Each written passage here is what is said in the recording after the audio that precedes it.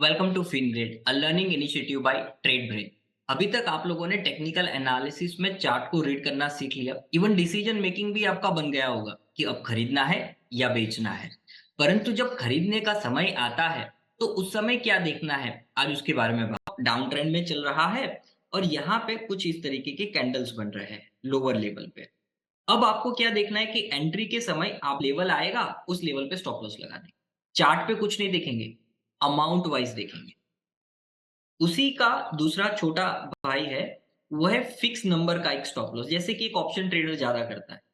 एक option trader जो है, उसने एक ऑप्शन ले लिया ₹120 पे और उसका फिक्स है कि मैं 25 पॉइंट का ही स्टॉप लॉस लगाऊँगा। तो हर बार वो क्या करेगा, 25 पॉइंट के नीचे उसका अपना स्टॉप लॉस लगा देगा।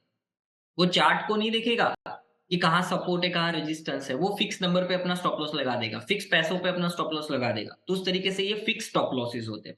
दूसरे स्टॉप लॉसेस होते हैं, वो है वेरिएबल स्टॉप लॉसेस। मतलब जैसे आप कोई indicator based moving average base ले रहे हो, आप बॉलिंजर बैंड के बेस पे कुछ कर रहे हो, आप एमएसीडी के बेस पे कुछ कर रहे हो, उसके हिसाब से होते हैं।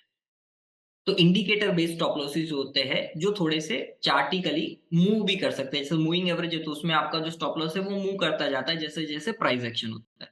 दूसरा होता है चार्टिकली, जैसे कि प्राइस एक्शन के हिसाब से आपने स्टॉप लॉसेस ले लिए, तो वो होते हैं। एंड सबसे खराब वो होता है emotional stop loss, ESL. Emotional stop loss क्या होता है? इमोशनल स्टॉप लॉस, आपने स्टॉप लॉस लगाया ही नहीं, ना फिक्स नंबर वाला लगाया, ना आपने फिक्स लॉस वाला लगाया, ना कोई इंडिकेटर बेस लगाया, ना प्राइस एक्शन के बेस पे आपने लगाया। आपको एक बहुत ही स्ट्रॉन्ग ग्रीन बार चाहिए।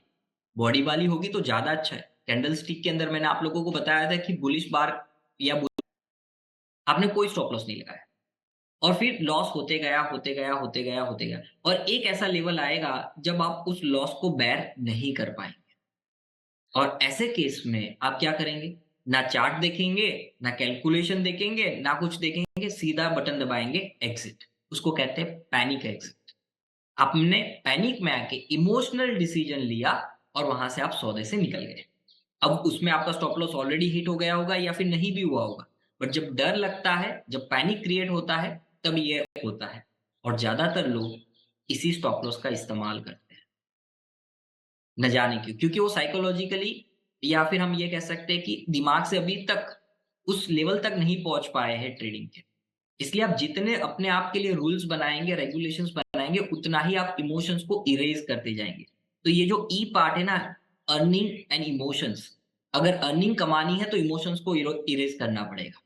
तो जितना आप इमोशंस को हटाएँगे, उतना बेहतर आप स्टॉप लॉस ले पाएँगे और जितना बेहतर आप स्टॉप लॉस ले पाएँगे, उतना ही अच्छा पैसा आप बना पाएँगे। बहुत सिंपल सी साइकिल है ये। तो स्टॉप लॉसेस के बारे में तो बहुत बातें हो गई। थोड़ा-सा ना मैथमेटिकल कैलकुलेशन भी करते हैं। तो मैं क्या करता हूँ, एक्सेल पुलिस रिवर्सल बार कौन-सी होती है, उसमें से कोई भी एक बार होगी, काम हमारा हो जाएगा।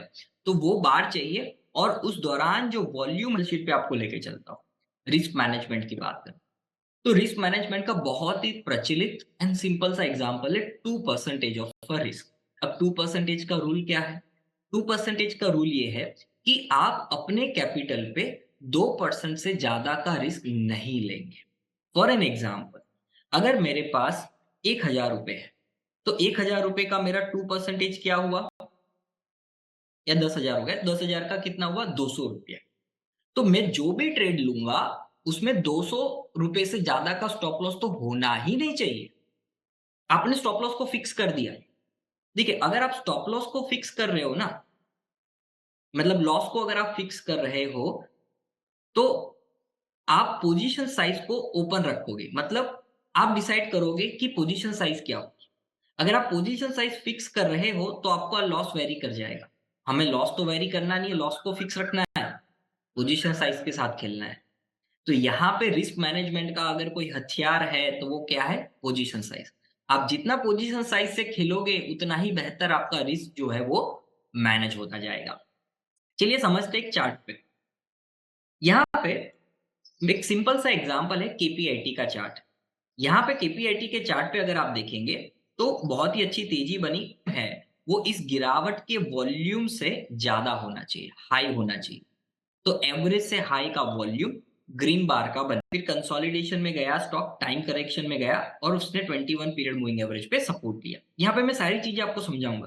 देखिए मूविंग एवरेज का सपोर्ट मिला, एक बढ़िया ग्रीन बार बनी, उसके हाई के ऊपर जैसे ही निकला ये आपकी एंट्री बन गई।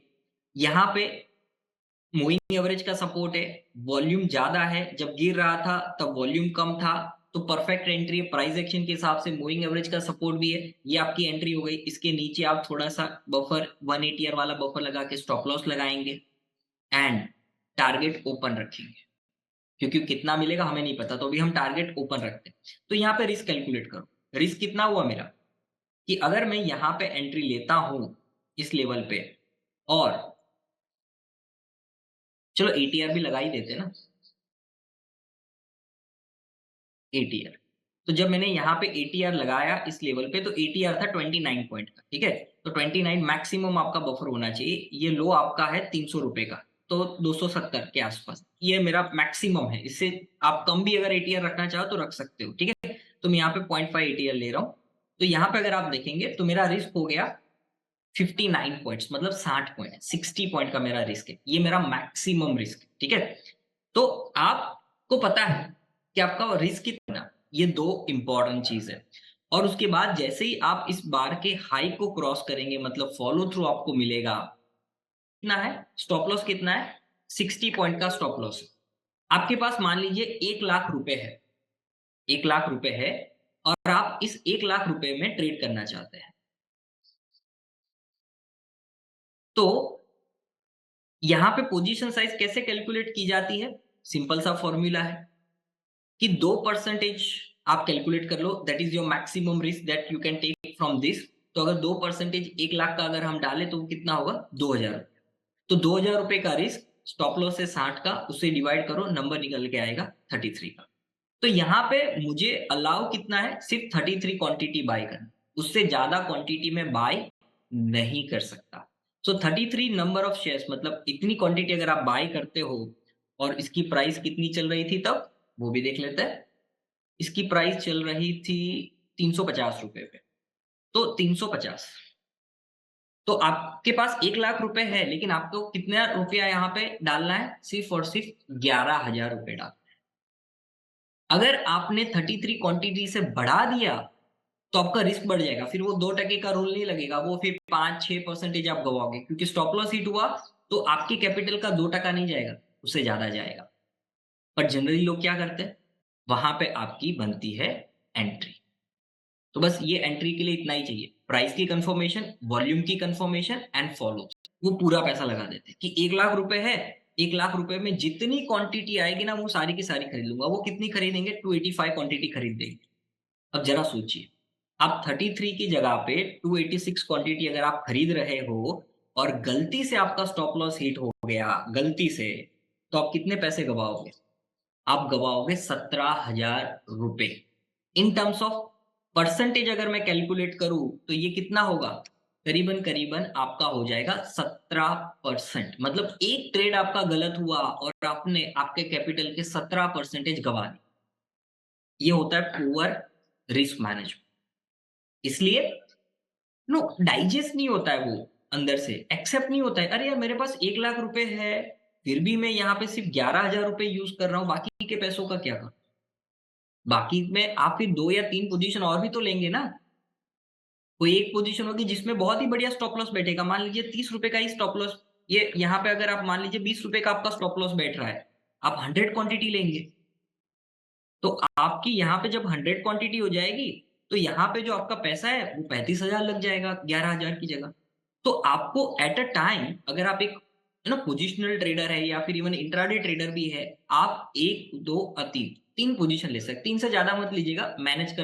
ये 3 पॉइंट हो गए, आपका एंट्री लेवल बनेगा। लेकिन एक बात का ख्याल रखिएगा कि जो रेड बार होती है, उस रेड बार इतना डिफिकल्ट हो जाएगा एज अ बिगनर। जब आप एक्सपीरियंस हो जाओ फिर आप 5-6 पोजीशन ले सकते हैं, लेकिन 3 बिगनर के लिए मैक्सिमम है। तो 3 में आप डिवाइड कर लो ना पैसा, आपका रिस्क भी डिवाइड हो जाएगा और आप बेहतर तरीके से काम कर पाएंगे। इसलिए ये जो 2% वाला रूल है, उसको गलती से भी आप इग्नोर मत करिएगा। इसको अगर आप चाहो तो थोड़ा चेंज कर सकते हो, थोड़ा बदल सकते हो। जैसे जैसे आपका एक्सपीरियंस हो जाए, जैसे जैसे आप पैसा कमाने लग जाओ, फिर वो 2% से आप 3% पे जा सकते हो। 3% से आप 4% तक जा सकते हो, 4 से ज़्यादा मत जाना। क्योंकि अगर आप 4 से ज़्यादा गए ना, तो फिर ये रिस्क प्रोफ़ाइल मैनेज नहीं होगी। वो फिर रिस्क कैसी होगी पता है? अभी आप ऐसे मैनेज कर रहे थे, लीनियर मैनेज कर रहे थे, वो सडनली ऐसे वर्टिकल स्टार्ट हो जाएगी। फिर रिस्क एग्रेसिवली बढ़ेगी, जैसे-जैसे आप ये परसेंटेज बढ़ाओगे। तो 4 से ज़्यादा कभी मत जाना। तो आपका रिस्क जो है वो 2 से 4 के बीच में ही वेरी करना चाहिए। आपका इनिशियल कुछ साल 2% 3% के अंदर ही रहना चाहिए, फिर धीरे-धीरे आप 4 तक आ सकते हो, 4 से ज़्यादा बियॉन्ड जाना नहीं है। तो बहुत सिंपल सा मैथ्स है रिस्क का, रिस्क मैनेजमेंट सीख लिया, स्टॉप लॉस सीख लिया, टारगेट एंट्री के मेथड्स भी हमने सीख लिए। अब आप बेहतर अपने पैसों को मैनेज कर पाएँगे। आने वाली वीडियो पे मैं आपको money management, trade management, psychology इनके बाकी ऊपर ये सारी चीज़ें होनी चाहिए, उस रेड बार के अंदर नहीं। जब तक उस रेड बार के आप ऊपर जाएँगे नहीं, तब तक सेलर जो है वो हावी रहेगा। बारे में भी बात करूँगा, तो वो भी आप अच्छे से देखिएगा। वीडियो कंप्लीट करने के लिए धन्यवाद। मिलते हैं नेक्स्ट वीडियो के अंदर।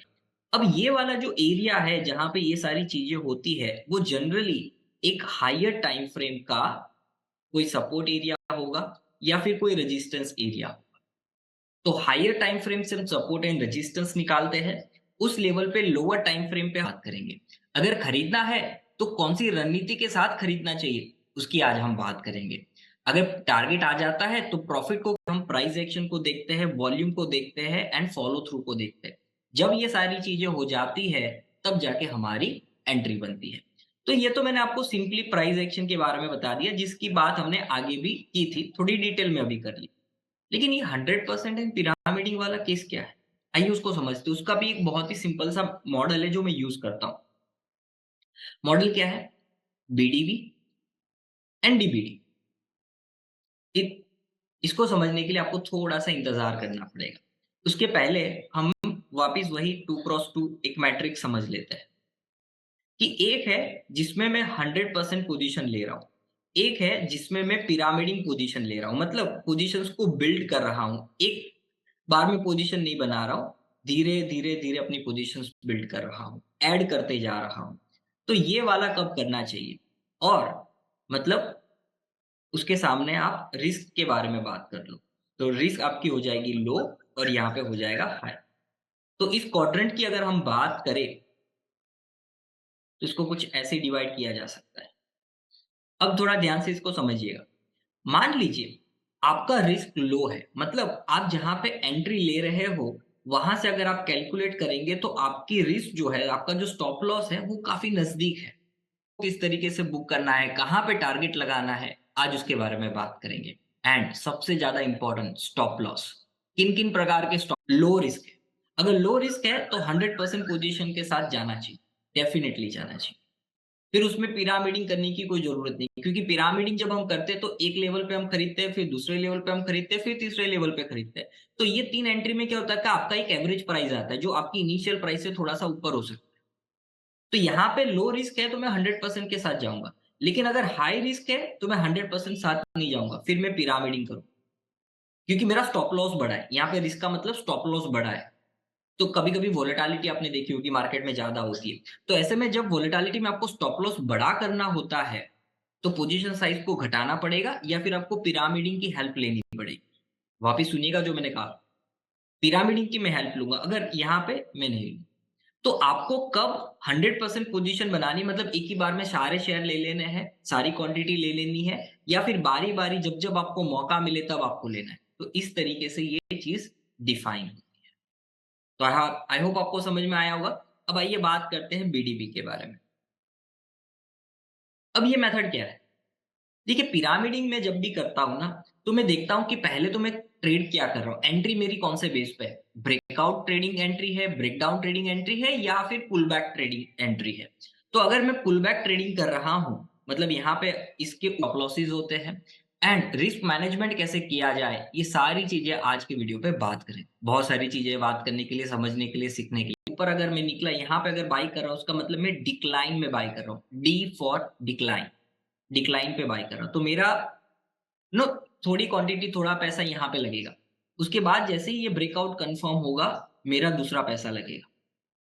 परसेंटेज में आप वेरी कर सकते हो, लाइक 33% यहाँ डालो या 50% यहाँ डालो, depends on the structure, depends on the risk. जैसे कि ये अगर 38.2 से ज्यादा का रिट्रेसमेंट है, छोटा रिट्रेसमेंट है, मूविंग एवरेज का सपोर्ट है, तो मैं 50% अपना पैसा डाल दूंगा। फिर आप ब्रेकआउट पे एंट्री करो। उसके बाद जब नेक्स्ट पुल बैक आएगा, सपोर्ट लेगा, वापस अब वापस वो डिक्लाइन पे एंट्री करो। तो इस तरीके से 3 बार मैं पिरामिडिंग करता हूँ, उससे ज्यादा नहीं। अगर आप उससे ज्यादा करते हो तो फिर ऑड्स आपके फेवर में नहीं, आपके अगेंस्ट में चले जाएंगे, क्योंकि आप फिर बहुत हायर लेवल पे करेंगे। तो आप 2 बार करो या 3 बार करो, 3 से ज्यादा तो बिल्कुल भी नहीं। ये एक बहुत ही सेफर साइड होती है एक पोजिशनल एंड स्विंग ट्रेडर के लिए। बहुत ही इंपॉर्टेंट सेशन होने वाला है, इसलिए ध्यान से सुनिएगा, बार बार रिपीट करके सुनिएगा। पोजिशनल एंड स्विंग ट्रेडिंग अगर आप कर रहे हो, ये बहुत ही ज्यादा इफेक्टिव मेथड है। इवन तो मैं तो इसको इंट्राडे में भी यूज करता हूँ, क्योंकि मेरी ट्रेडिंग स्टाइल ये है। मुझे बहुत ज़्यादा ट्रेड नहीं चाहिए, मुझे 1 या 2 ट्रेड चाहिए, क्वालिटी ट्रेड चाहिए। दिन में इंट्राडे ट्रेडर जो है ना, वो 100-200 ट्रेड ले लेता है। मैं हर कैंडल को ट्रेड नहीं करता हूँ, मुझे 4-5। तो चलिए शुरुआत करते हैं। तो सबसे पहले शुरुआत करेंगे हम एंट्री से। सो देखिए, मेनली एंट्री को अगर मुझे डिवाइड करना हो ना, सिंपल बढ़िया ट्रेंड वाली कैंडल चाहिए, बस मेरा दिन वहीं पे खत्म। तो अगर आप उस नेचर के हो तो डेफिनेटली ये आपके लिए काम करेगा।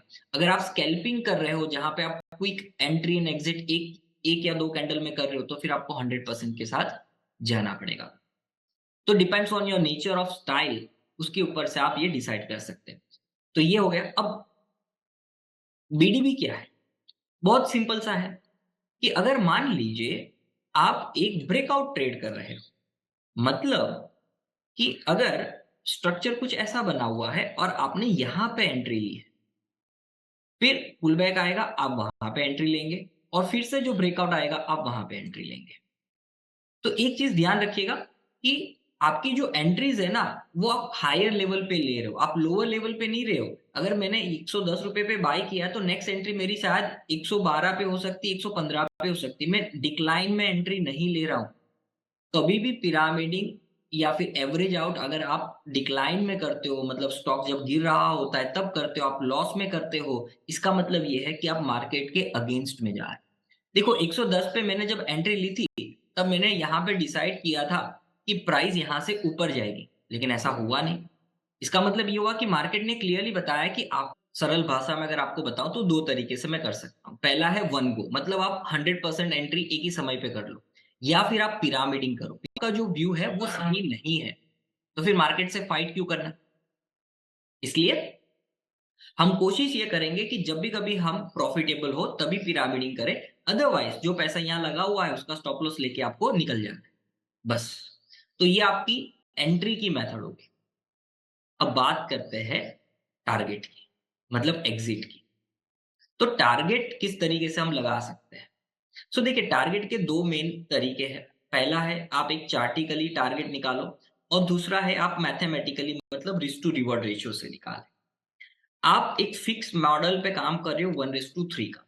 तो अगर आपका 10 रुपए का रिस्क है, तो उसके सामने जब आपको 30 पॉइंट मिल जाएंगे, आप निकल जाएंगे। इस मेथड को मैंने यूज करते हुए एक लाइव ट्रेड भी किया है एसीसी के अंदर। वो वीडियो भी आपको मिल जाएगा, ठीक है? वो वीडियो रिकॉर्ड करने के बाद मैं ये वीडियो रिकॉर्ड कर रहा हूँ, इसलिए मुझे पता है। तो अगर आप उसमें देखेंगे तो मैंने ये फिक्स मेथड पे मैंने ट्रेड लिया है। चार्टिकली क्या होता है कि जैसे कि ये एक स्ट्रक्चर बना हुआ है, आपने शायद, और फिर स्टॉक गिर गया, और फिर जब वापस एक स्ट्रॉन्ग पुल बैक आया, यहाँ पे डबल बॉटम बनाया, आपने यहाँ पे एंट्री ली, तो आपको पता है कि ये जब ऊपर जाएगा तो इस लेवल के आसपास रेजिस्टेंस मिलेगा। तो आप इसको कैलकुलेट कर सकते हो previous swing high, previous swing low के हिसाब से। एंड पिरामिडिंग का मतलब कि आप पहले थोड़ी पोजीशन बनाओ, फिर थोड़ी पोजीशन बनाओ, उस तरीके से आप अपनी पोजीशंस को पिरामिड कर सकते हो। ये 2 तरीके, बेस्ड ऑन दैट आप अपना रिवॉर्ड कैलकुलेट कर सकते हो। बेस्ड ऑन दैट आप डिसाइड कर सकते हो कि हाँ ठीक है, ये मेरे टारगेट्स हो सकते हैं, और फिर वहां पे आप पोजीशंस को निकाल सकते हैं।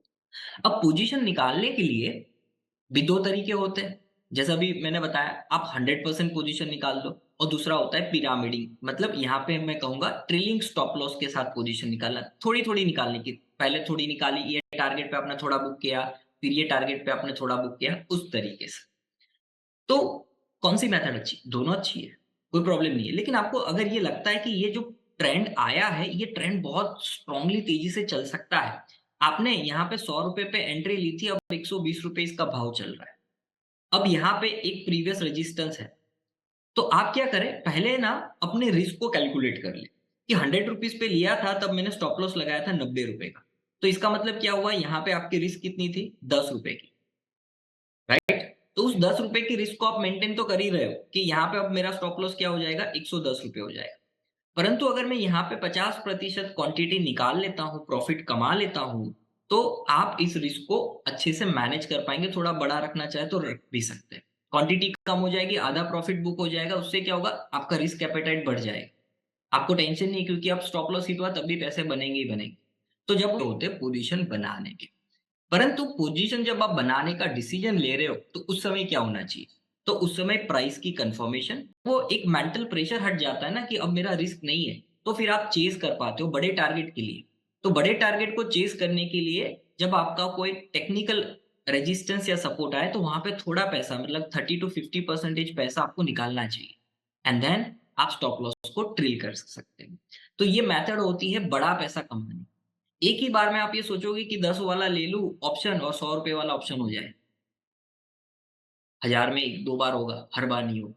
बट अगर आपको एक मैथमेटिकल वे में अगर अप्रोच करना है, तो आपको समय पे थोड़ा पैसा निकालना पड़ेगा एंड उसके बाद जो बाकी बचा हुआ क्वांटिटी है, पैसा है, प्रॉफिट है, उसको ट्रेलिंग स्टॉप लॉस के साथ आगे बढ़ाना पड़ेगा। तो टारगेट बहुत सिंपल सा है, उसमें ज़्यादा कोई कॉम्प्लिकेट नहीं करना है। लेकिन स्टॉप लॉस, ये सबसे इम्पोर्टेंट टॉपिक है। स्टॉक मार्केट के अंदर अगर आपके कंट्रोल में कोई चीज़ है, तो वो है स्टॉप लॉस। उसके अलावा आपके पास कंट्रोल में और कुछ भी नहीं है। क्योंकि आपने जैसे ही एंट्री ले ली, पैसा आपने मार्केट को दे दिया, फिर मार्केट अपनी ट्यून पे आपको नचाएगा। स्पेलिंग गलत लिखा। तो मार्केट डिसाइड करेगा कि आपको क्या करना है। क्योंकि आपके बाद कोई खरीदेगा या बेचेगा तब जाके वो प्राइस ऊपर या नीचे होगी। तो मान लीजिए आपकी एंट्री यहाँ एंड प्लस वॉल्यूम, ये 2 होना बहुत ज़रूरी है। आइए इसको थोड़ा-सा ना डिटेल में समझते हैं। मान लीजिए एक स्टॉक है जो आप हाँ हुई, उसकी प्राइस प्राइस अगर ऊपर जा रही है, आपको प्रॉफिट होगा। कितना होगा वो भी मार्केट डिसाइड करेगी। लॉस कितना होगा, वो आप डिसाइड करेंगे। क्योंकि अगर मैं यहाँ पे अपना स्टॉप लॉस सिस्टम में लगा दूँ, मैं वापस रिपीट कर रहा हूँ, अगर मैं अपना स्टॉप लॉस सिस्टम में लगा दूँ, तो इससे ज़्यादा रिस्क मेरी नहीं होगी कि भई ₹1000 का मेरा रिस्क है, वहाँ पे हिट हो जाएगा, बात खत्म।